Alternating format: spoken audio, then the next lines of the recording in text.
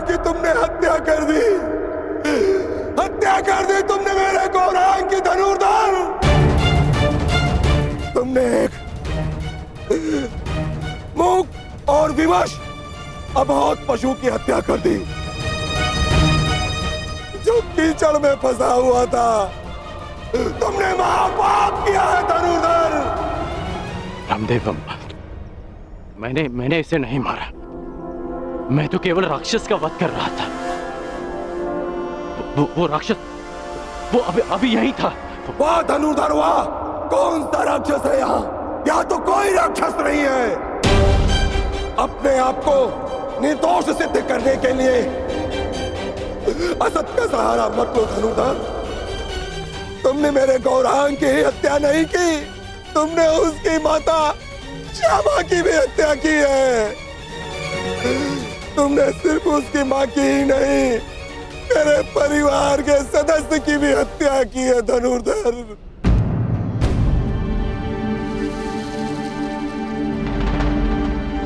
ब्राह्मण देव, आपको भ्रम हो रहा है। भला मैं क्यों मारूंगा इसे? गौ हत्या का महापाप किया है तुमने। तुम्हारे पास उसके बच पाने का कोई अवसर नहीं है।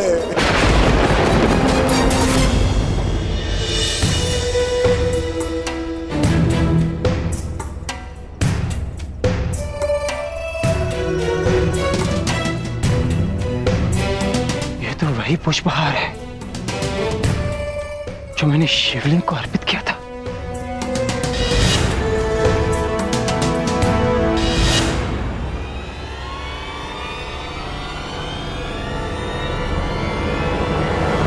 प्रभु,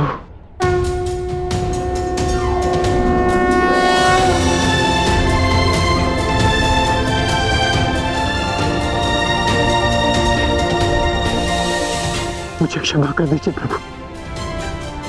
मैं आपको पहचान नहीं पाया, आपको पहचान नहीं पाया प्रभु, मुझे क्षमा कर दीजिए।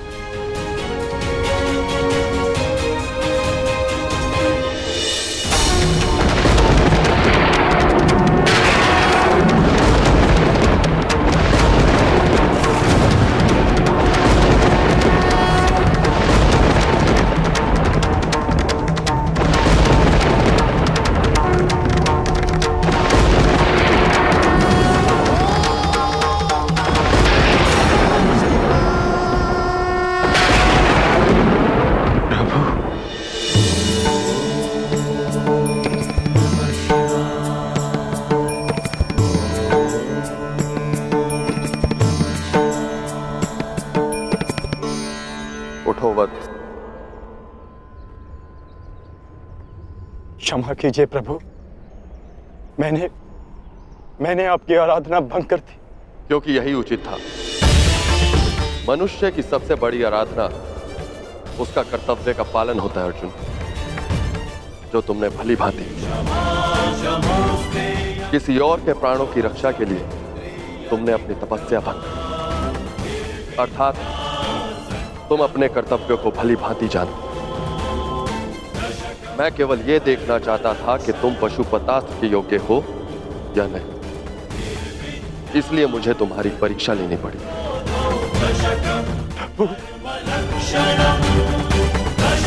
और तुम इस परीक्षा में सफल हुए अर्जुन। मैं तुम्हें प्रसन्न मन से पशुपतास्त्र प्रदान करता हूं अर्जुन।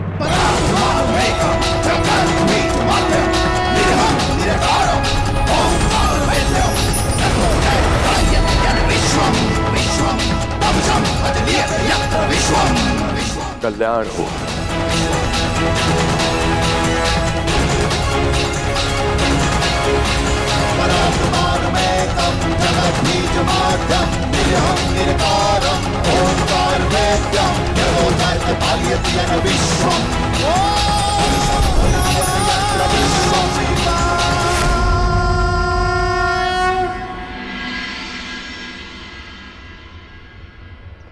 आप सब दुखी मत होइए ब्राह्मण देव। मैं मानता हूं कि अनजाने में मुझसे पाप हुआ। मैं आप सबकी पीड़ा समझ सकता हूं। आपकी हानि की पूर्ति मैं करूंगा। यदि मैं तुम्हारे पुत्र की हत्या कर देता और अपनी सारी संपत्ति तुमको दे देता तो क्या तुम मुझे क्षमा कर देते? कदापि क्षमा नहीं करोगे तुम। तुमने महापाप किया है। मैं अग्निहोत्र ब्राह्मण विजय तुम्हें श्राप देता हूं, श्राप।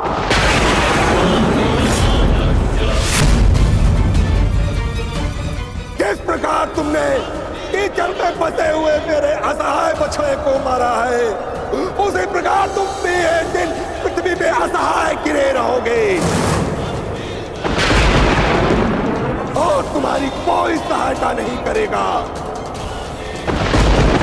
और मेरे बछड़े की भांति तुम्हारी भी मृत्यु उसी प्रकार होगी। तुम्हें कोई दया नहीं मिलेगी। धनुर्धर, ये दुखी ब्राह्मण का श्राप है।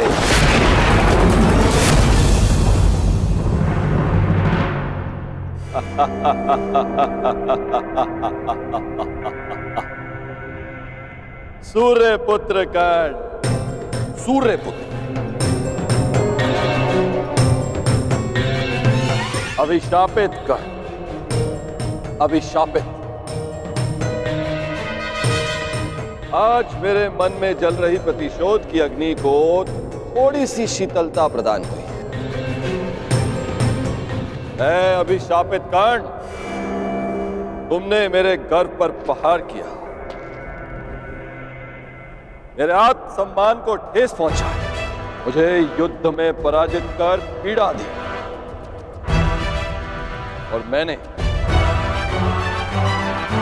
तुम्हें पराजित करने की भूमिका निर्माण की। तुमने मुझे पराजित किया होता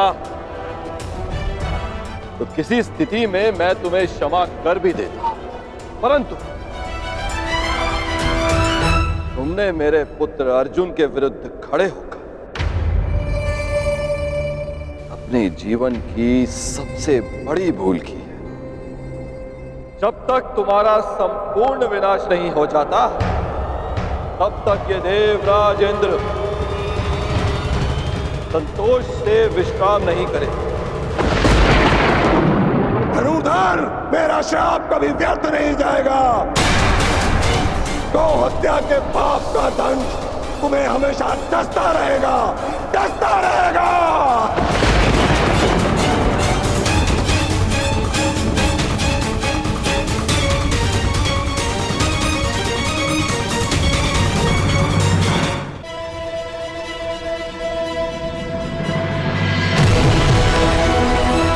ये इंद्रलोक है अर्जुन।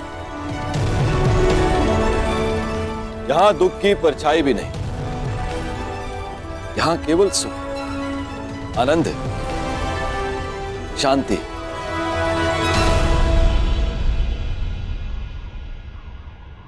क्षमा कीजिए पितादे, मेरे भाई वहां पीड़ा भोग है और मैं यहां आनंद करूं, ऐसा कैसे हो सकता है? हमें अपनी प्रतिज्ञा पूर्ण करनी है, महायुद्ध करना है। स्त्री के अपमान का प्रतिकार करना है मुझे। अर्जुन, उस प्रतिकार को पूर्ण करने के लिए तुम्हें कुछ दिव्य अस्त्र की आवश्यकता पड़ेगी अर्जुन। उनकी दीक्षा देने के लिए ही मैं तुम्हें यहां लाया। आओ अर्जुन, आरंभ कर।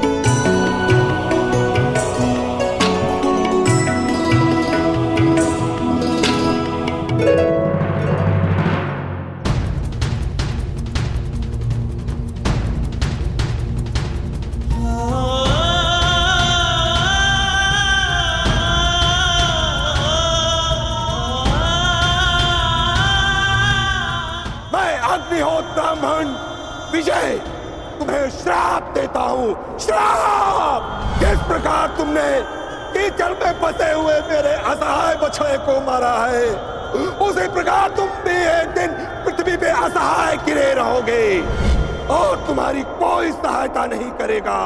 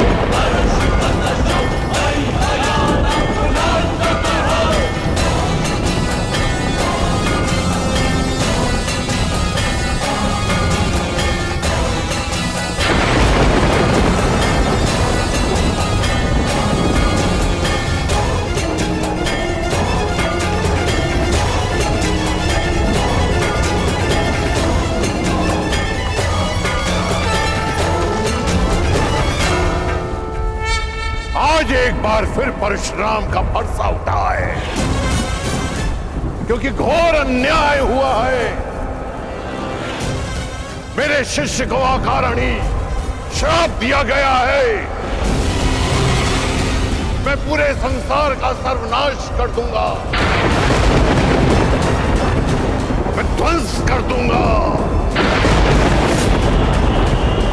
आज संसार में प्रलय आएगी, नरसंहार होगा। 21 बार इस धरा को क्षत्रिय विहीन कर देने वाला परशुराम एक बार फिर इस धरा को मानव विहीन कर देगा।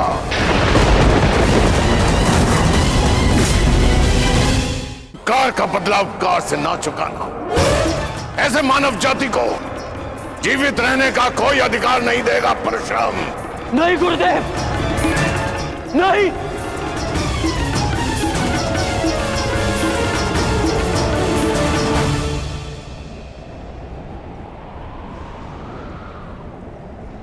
ऐसा अनर्थ मत करिए गुरुदेव, शांत हो जाइए।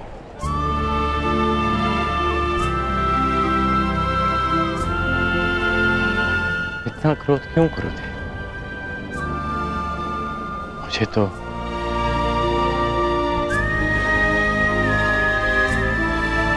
श्राप और उपेक्षा का अभ्यास सा हो गया है, और एक श्राप थोड़ी ना मिला है मुझे। मेरा जीवन तो प्रारंभ से अभिशप्त रहा है, और आपने भी तो मुझे श्राप दिया है गुरुदेव। मैं जमदग्नि पुत्र परशुराम तुम्हें श्राप देता हूँ। मेरे द्वारा दिए गए दिव्यास्त्रों का आवाहन नहीं कर पाओगे, ये मेरा श्राप है।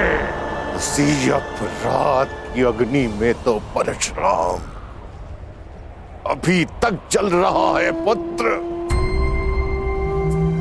ऐसा कहकर मुझे पाप का भागी ना बनाए। मां की मार और गुरु की फटकार, जीवन में इससे बड़ा प्रसाद नहीं हो सकता। और वैसे भी गुरुदेव, कोई भी श्राप और कोई भी पीड़ा मेरे भाई शोम की मृत्यु से अधिक नहीं हो सकती। मुझे परिवर्तन चाहिए, न्याय चाहिए, समानता चाहिए गुरुदेव। और इस न्याय, परिवर्तन और समानता को पाने के लिए मैं एक श्राप तो क्या, सहस्त्र श्राप सह सकता। मोक्षे च भरतर्षभ। कोई श्राप आपके इस शिष्य को अपने लक्ष्य से, अपने कर्म पथ से हटा नहीं सकता गुरुदेव।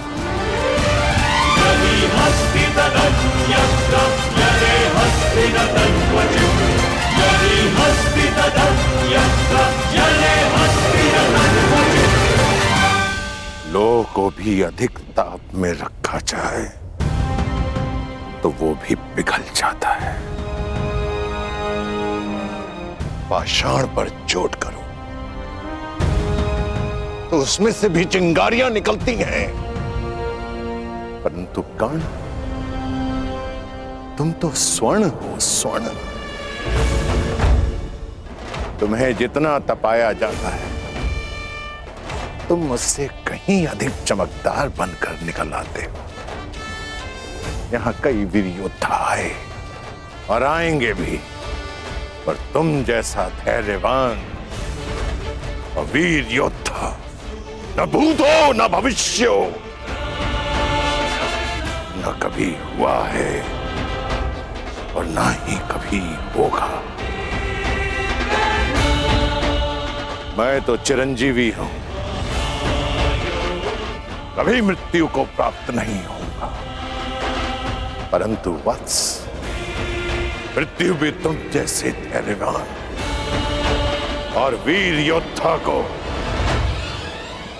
प्रणाम करेगी और कामना करेगी कि कदाचित से तुम्हारे हाथों पराजय देखनी पड़े। अपने कर्म पथ पर आगे बढ़ो कर्ण। तुम भले ही अभिशापित हो और संसार के वीर योद्धाओं से कहीं अधिक श्रेष्ठ सिद्ध होगे। तुम मृत्युंजय कर्ण बनोगे, कर्ण बनोगे।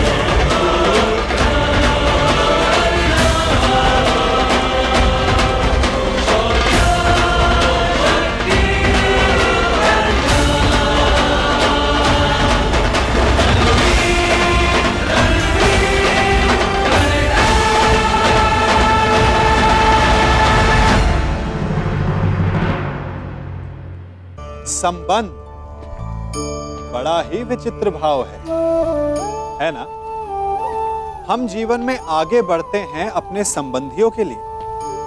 हम परिश्रम करते हैं ताकि वो प्रसन्न रहे जिनसे हमारा संबंध है। परंतु कभी कभी ये आवश्यक हो जाता है कि जिनसे हमारा संबंध है उन्हें रोका जाए, उनके मार्ग में बाधा डाली जाए। अब आप कहेंगे कि ये कैसी बात है? जिनसे हमारा संबंध है, जिनसे प्रेम है, उनके मार्ग में बाधा क्यों? आवश्यक है। नदी की धारा में आया छोटा सा सेतु उसके प्रवाह को तीव्र कर देता है। जिनसे हम प्रेम करते हैं उनकी आलोचना आवश्यक है ताकि वो अपनी कमियों को सुधारें, अपनी शक्तियों के वेग को बढ़ाएं और सफलता प्राप्त करें।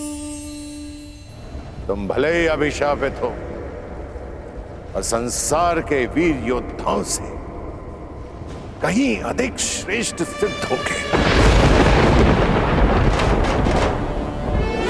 तुम मृत्युंजय कर्ण बनोगे, मृत्युंजय कर्ण बनोगे।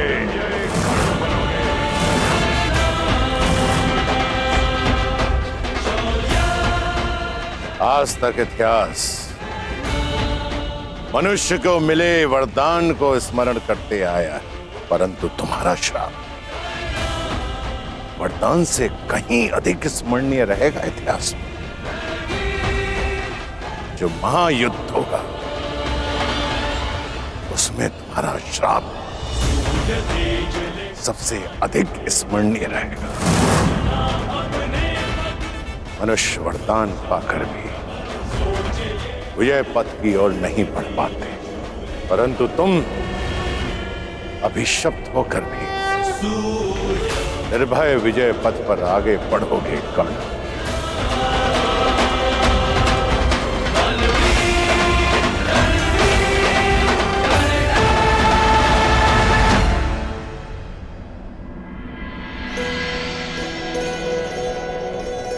आंखों में इतना स्नेह लिए किससे देखी जा रही हो उर्वशी?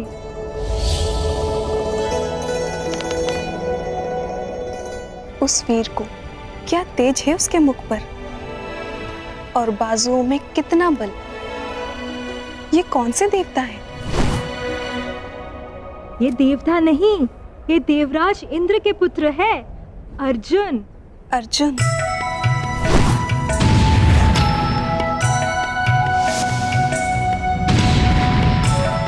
प्रतीत होता है तो तुम्हारा मन आ गया है इस देवता पुत्र पर मैं तो तुम्हें पहले ही सावधान कर चुकी हूँ।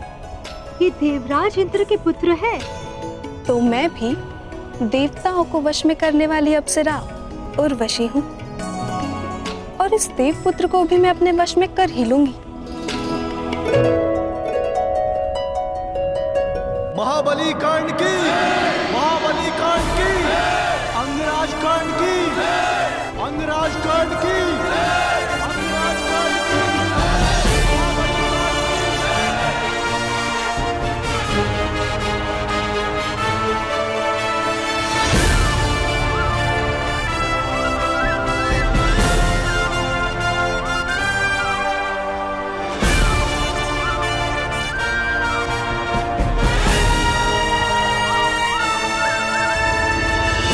पिता महाराज, हस्तिनापुर ने आज दिग्विजय प्राप्त कर ली है,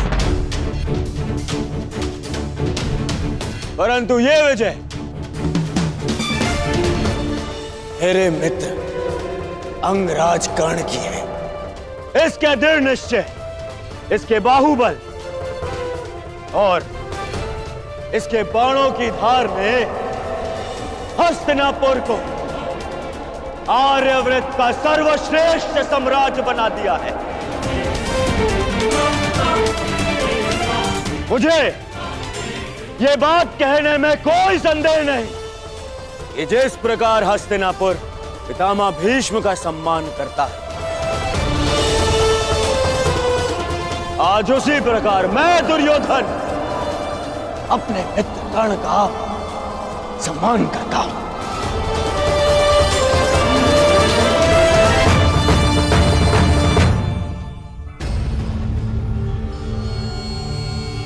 मैं तो ये तक कहूंगा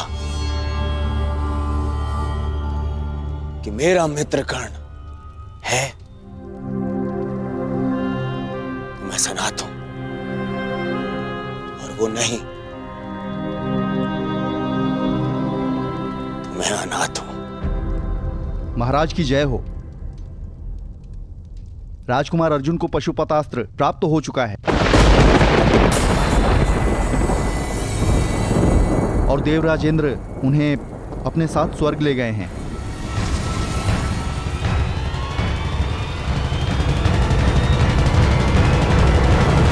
जो शक्ति तुमने इस दिग्विजय से प्राप्त की है पुत्र, उसका तोड़ केवल एक पशुपतास्त्र में मिल गया है अर्जुन को।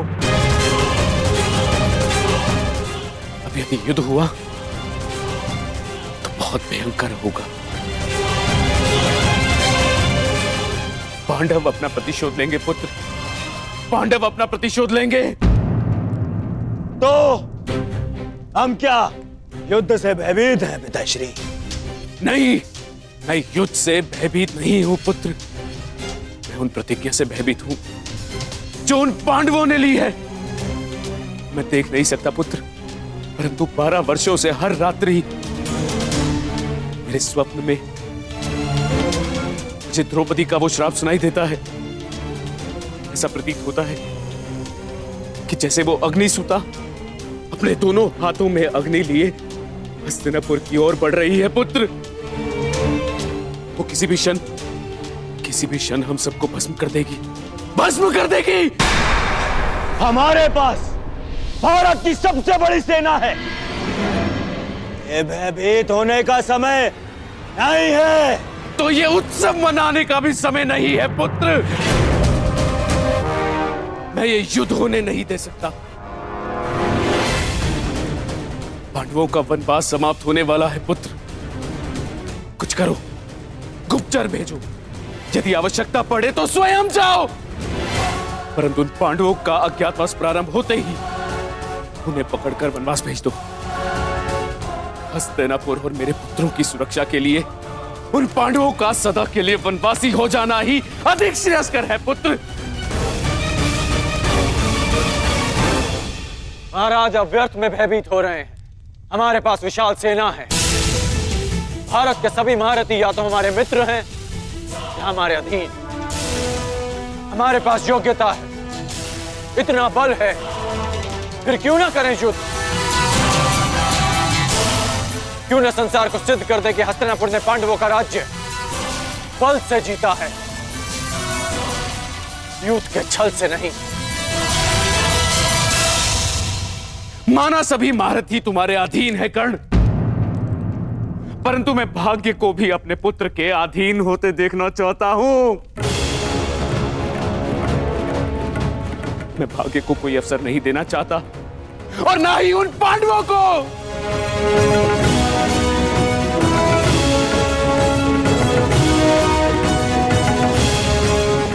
हाँ महीम, आप ही बताइए, क्या एक वीर योद्धा का लक्ष्य युद्ध और विजय नहीं?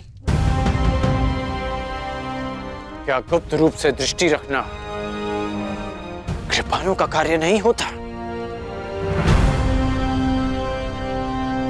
इस समय मैं महाराज धृतराष्ट्र से सहमत हूं।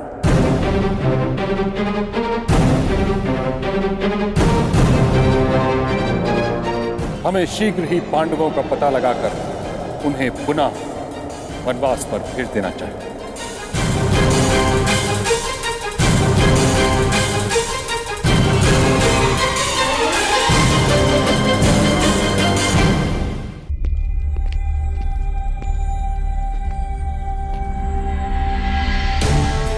आप ऐसा कहेंगे ये तो मैं स्वप्न में भी नहीं सोच सकता था मामाई। गंगा की धारा को अपने बाणों से रोक देने वाले भीष्म, गुरु परशुराम से अपराजय रहने वाले भीष्म, आज युद्ध से भयभीत हो गए। अंगराज कर्ण, तुम एक योद्धा हो, यह भली भांति जानते हो कि सर्वश्रेष्ठ युद्ध वही है जो कभी हो ही ना। महाराज धृतराष्ट्र ने जो निर्णय लिया है वही उचित है। मैंने हस्तिनापुर की सुरक्षा का प्रण लिया है, जिसमें हस्तिनापुर की निर्दोष प्रजा के साथ साथ उसकी सेना भी सम्मिलित है। सबके पास मेरी भांति इच्छा मृत्यु का वरदान नहीं। यदि बिना युद्ध के वो सुरक्षित रह पाते हैं तो यही श्रेष्ठ है और इसमें कोई अन्याय नहीं, क्योंकि नियम यही था, यदि अज्ञातवास में पांडव पहचाने गए तो उन्हें पुनः वनवास पर जाना होगा। परंतु मैंने 12 वर्षों तक जो शक्ति एकत्रित की है वो युद्ध के लिए की है, हस्तिनापुर की सुरक्षा के लिए की है। शक्ति की सृजन का अर्थ ये नहीं कि उसे यूं ही व्यर्थ जाने दिया जाए। तुम्हारे एक अधूरे द्वंद्व को पूर्ण करने के लिए हस्तिनापुर के अस्तित्व की बलि नहीं दी जा सकती।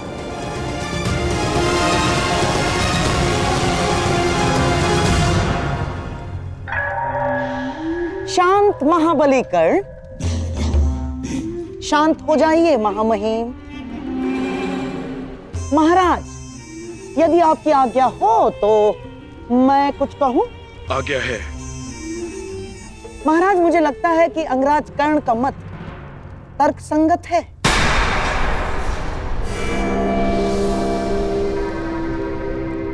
हमें युद्ध के लिए प्रस्तुत हो ही जाना चाहिए महाराज, क्योंकि यही योद्धाओं के लिए उचित होगा।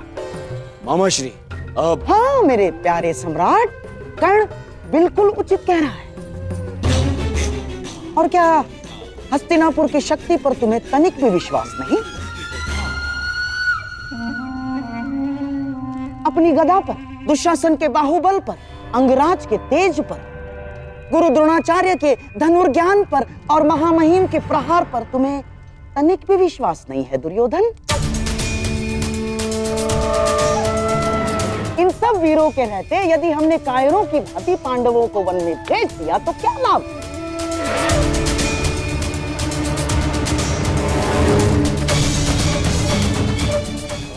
मेरी बात समझो मेरे प्यारे सम्राट। कर्ण उचित कह रहा है।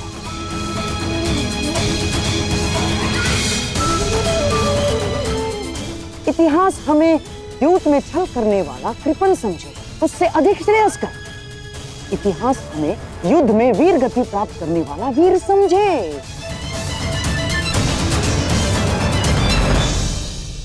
महाराज, क्या आप अपना नाम इतिहास में एक भयभीत पुत्रमोही सम्राट के रूप में लिखवाना चाहेंगे?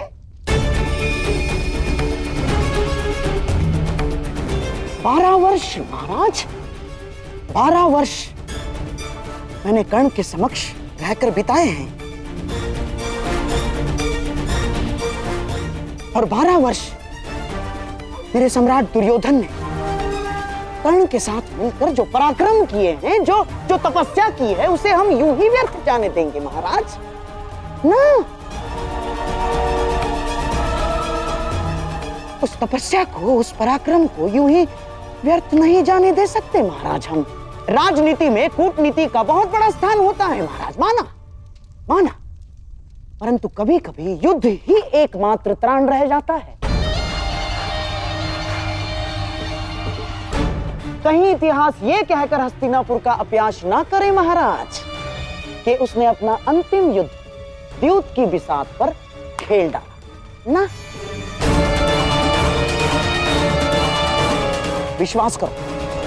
विश्वास करो दुर्योधन, यही एकमात्र अवसर है। मान लो मेरी बात।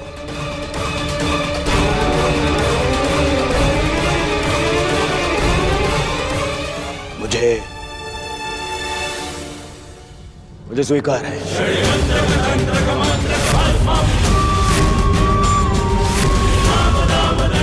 यदि युवराज की यही कामना है तो यही सही। सभा समाप्त हुई।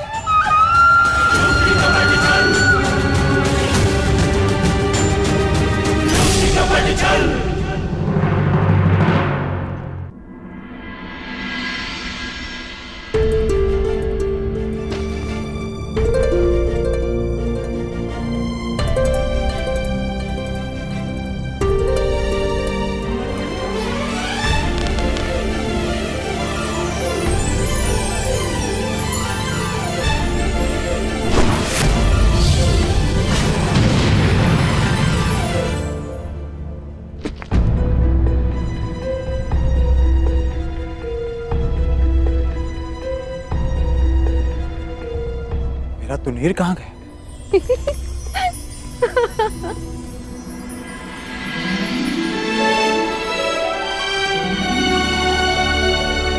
कब से देखे जा रही हूँ वीर, अभ्यास पे अभ्यास किए जा रहे हैं।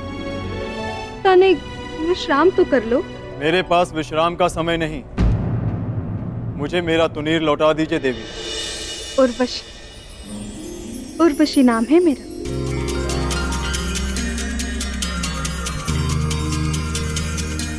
देवलोक की प्रधान अप्सरा हूँ मैं। हम स्वर्ग भ्रमण पर जा रहे हैं, आप भी चलिए। क्षमा चाहता हूँ देवी, मैं यहाँ स्वर्ग भ्रमण के लिए नहीं आया। मैं यहाँ इसलिए आया क्योंकि मुझे कुछ पापियों को नरक का मार्ग दिखाना है। शीघ्र अपना अभ्यास समाप्त करके मुझे अपने भ्राताओं के पास जाना है। जो दूर है उसकी इतनी चिंता, और जो समीप है उसका प्रेम और अभिवादन स्वीकार ही नहीं रहे हो। मैं तुम पर मोहित हूँ वीर, मुझे प्रेम दान करो, मेरे मन की अग्नि को शांत करो। क्षमा कीजिए देवी, मैंने 13 वर्ष का ब्रह्मचर्य व्रत लिया है।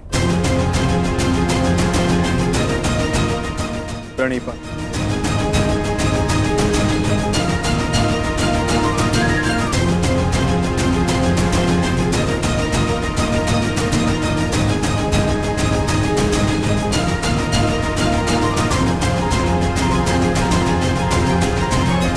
तुम्हें पाना तनिक कठिन है वीर, और यदि लक्ष्य जितना कठिन हो उसे पाने का आनंद दुगना हो जाता है। आपको अपना ब्रह्मचर्य व्रत तोड़ना ही होगा।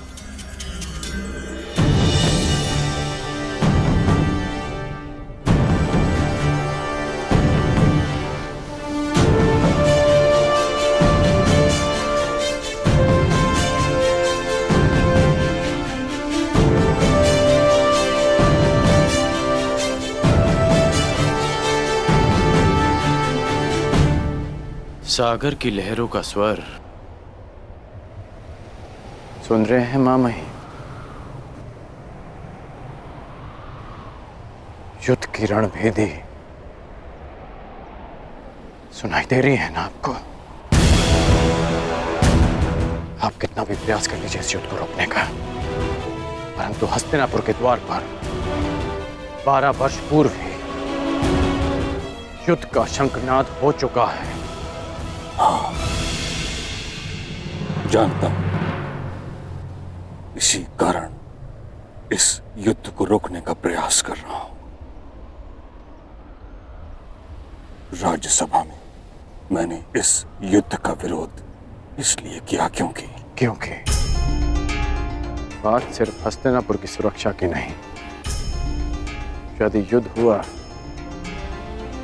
तो आपको युवराज दुर्योधन का साथ देना पड़ेगा, और आप नहीं चाहते कि आपको पांडवों के विरुद्ध अस्त्र उठाने पड़े, और आप ये भी नहीं चाहते कि भाई भाई के विरुद्ध शस्त्र उठाए। हाँ, मैं नहीं चाहता कि भाई भाई पर शस्त्र उठाए, क्योंकि इस युद्ध से विनाश के अतिरिक्त कुछ नहीं मिलने वाला। मिलेगा, अवश्य मिलेगा मामही। परिवर्तन, न्याय, अधिकार मिलेगा जो इसके योग्य होगा। युद्ध तो होकर रहेगा मामा, युद्ध तो होकर रहेगा।